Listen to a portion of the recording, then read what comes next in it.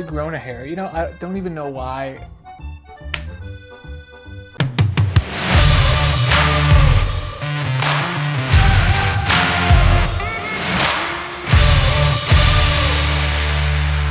Hey friends, welcome back. I'm Paul Slavonik. Thanks for tuning in today. Today we are going to talk about Pubby. I like saying that, Pubby. Before we get started, let's talk about some of the reads that I'm in right now. So I actually just finished The Art of Racing in the Rain. Excellent book. Obviously, it sold millions of copies. It actually has its own movie out now. So very pleased with the book. It's a really amazing story. The books that I'm actually on right now, one of them is kind of a step away from what I normally do. It's a book called A Nickel's Worth of Road Measles by S.L. Funk.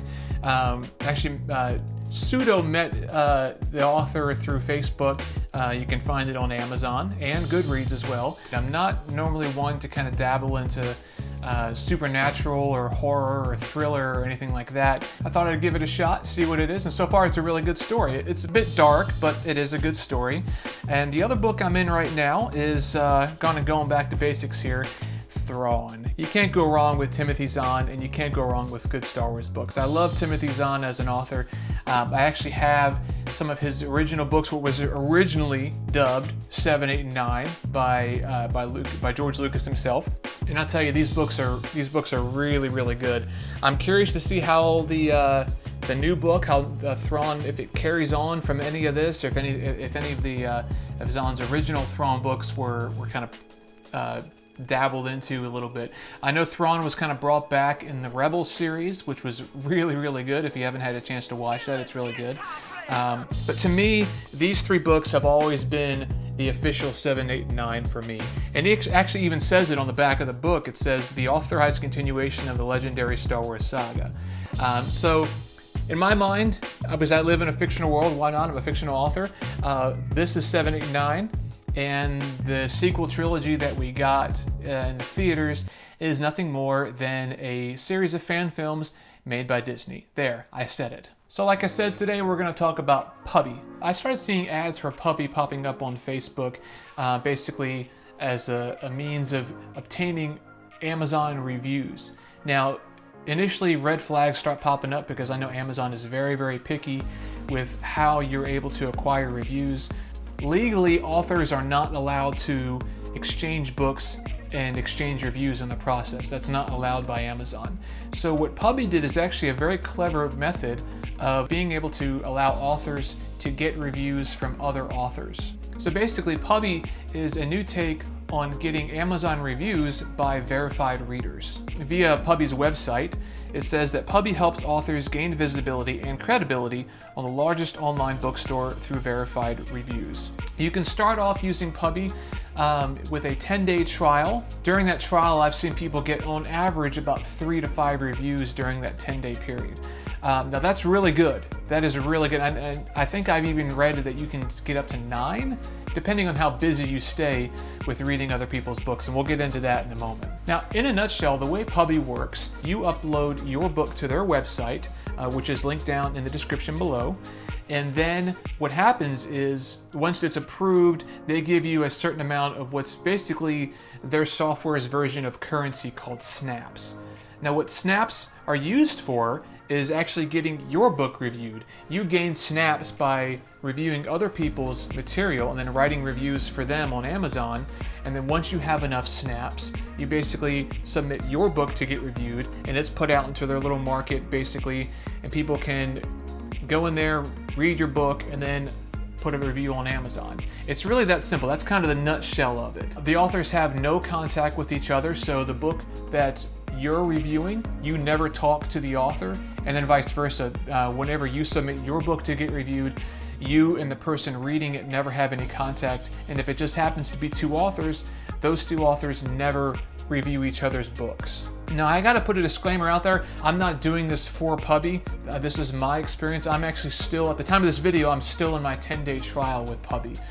So I've been using it for a few days now. I've read 2 books so far. I think I'm on my 3rd day, and I've actually acquired enough snaps to have Legacy Drive read 4 times. A review hasn't been completed yet because obviously it's a pretty large book. It's 134,000 words. Man, it hurts to say that. That's huge. right? What's also cool is whenever you initially sign up, you're given kind of a deposit of snaps. Whenever your book gets accepted by Pubby, you're given a little bit more as well. So right off the bat, you should have enough snaps to submit your book right away to get reviewed. Then the amount of snaps that it costs, basically, it is kind of an in-browser currency, to have your book reviewed really depends on the length of your book, the word count. And the same goes for the amount of snaps that you can get from reviewing other people's works. It's also dependent on that work's word count. What I've also found is that many of the works that you read and review on Pubby are actually pretty short. Hang on, my wife is calling. Hi. You can see the word count as well as a brief blurb by the author, and then maybe some other notes that they wanted to include, so you can kind of get a better idea or description of the book before you decide to read it. And the way it works is once someone downloads your book and then reads it, once they finish, they come back to Pubby and they click on a link, and that basically takes them to your Amazon page where they're able to write a review directly on there. And I believe Pubby actually goes in and verifies that, because they do ask for your Amazon profile name. After that, I believe Pubby notifies you that your book has been reviewed, and then you're all set after that. It's really kind of a clever take on it. And initially I was a little skeptical at first, but I think Amazon would have been cracking the whip pretty quick if there was anything unethical about it. So another lifetime ago, I was a rock musician, or at least a wannabe rock musician. I used this website. At the time it was called GarageBand.com. I don't even think it's around anymore. The way GarageBand.com worked is that you would upload your music, and then someone would review your music and give you feedback on it. That's kind of the way that Pubby works, except it's not feedback in a sense. It's a little more official, because once someone reviews your work or reads your book, it hits you in the form of an Amazon review that's out there for the world to see. This leads us to some pros and cons. So the pros, obviously, number one, is you get Amazon reviews. Anyone who knows anything about publishing on Amazon knows how important it is to get reviews, and not just any reviews, but quality reviews. The last thing you want is a bunch of people just writing, good book, good book. I really like this book. Good book, because it doesn't do anything. The majority of people who go onto Amazon to purchase something, anything, they, myself included, they look at the reviews first. So having quality reviews on your Amazon book is huge when it comes to selling books. The second pro is that Pubby also offers a number of writing services. These services come in the form of product description, ad campaign keywords, ad copy, and KDP keywords and categories. So if you're struggling to get sales on Amazon, don't automatically assume that there's something wrong with your book. It very well could be that your book just isn't being found by people who do a search for a book in your genre.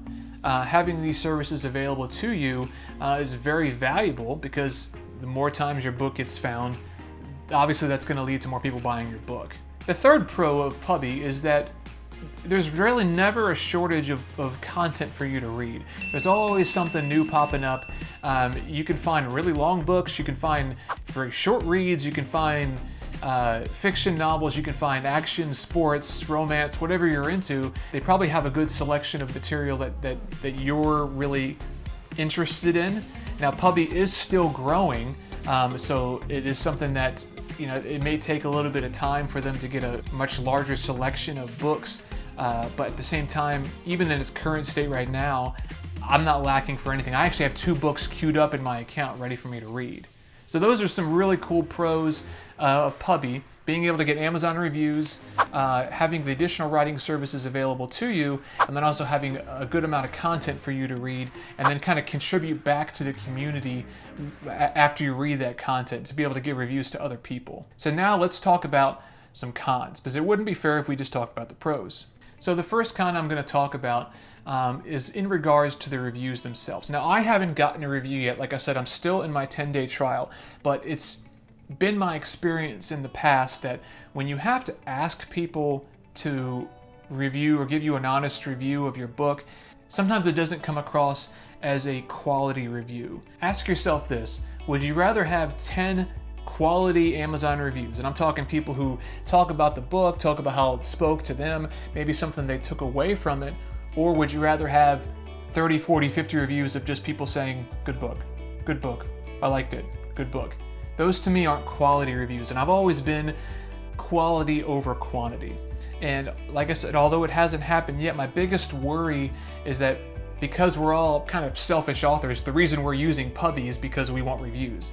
That some people may just be blowing through it and leaving a kind of a low quality review just to say that they did it. That way they can get more snaps for themselves and then submit their book more often to get reviews. But like I said, although it hasn't happened to me, fingers crossed, that does remain one of my biggest fears. The second con we're going to talk about is the quality of the works that are on there. Now, the vast majority of books that I've seen so far, granted, I've only finished 2, but like I said, I have 2 more in queue that I've started, and also the ones that I've reviewed beforehand.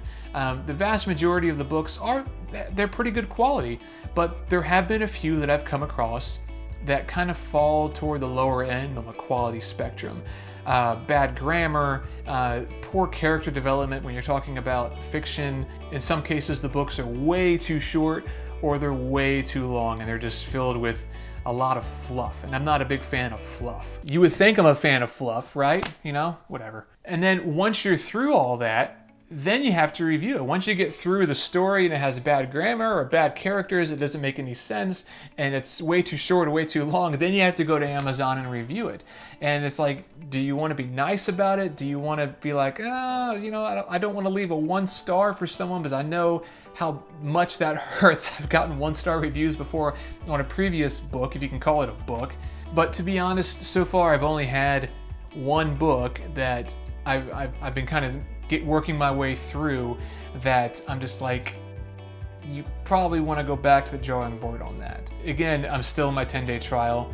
There could be a lot more. That could be the exception. I really don't know right now. There have been a few books that I've seen on Pubby that have been very high quality, but my biggest concern is that maybe as Pubby gets more popular down the line, there could be an increase in low quality books. So it's something to be wary of if you do end up signing up. And finally, my third con of Pubby is probably the biggest one, and that's the price. So Pubby, on their website, it says that you can sign up for $20 a month, and that's an annual subscription. After the 10-day trial is up, that's when they charge you the full amount for the $240. If you don't want to do the annual subscription, you can do the monthly subscription, but that's $30 a month. $30 a month for an Amazon review subscription service. It seems a bit steep for me. Again, that's me. I don't know what the back-end cost of running something like that is. I don't imagine it'd be that expensive, but $30 a month does seem rather steep, especially with everything going on right now with Big Rona. It feels like it's a bit much. I think $15 a month would probably have been a bit better for that. And for the annual fee, I think maybe $10 a month. Other people may see that and be like, that's fine, I'm cool with that and just want to pay it.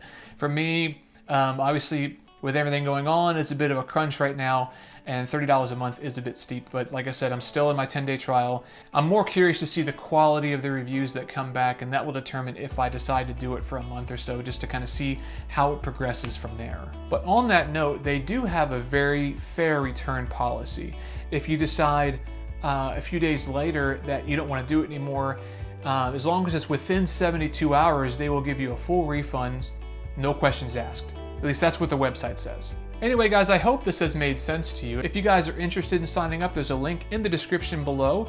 And by clicking that link, if you end up signing up, that Pubby will actually take 15% off of your first payment.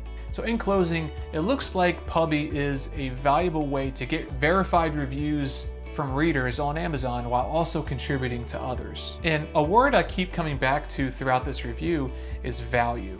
Being able to get possibly dozens of verified reviews through Pubby on Amazon is a huge benefit to people who are self-published, especially if you don't have a large social media following or a large online footprint. but with a high price point, take it for what it's worth, and the possibility of low quality reviews, we'll have to see if Pubby can stand the test of time. Well, that's it for me today, guys. Thanks so much for tuning in. If you liked the video, please give it a thumbs up, and if you want to see more content, please feel free to subscribe. I would greatly appreciate it. Guys, thanks so much for tuning in, and I will see you next time.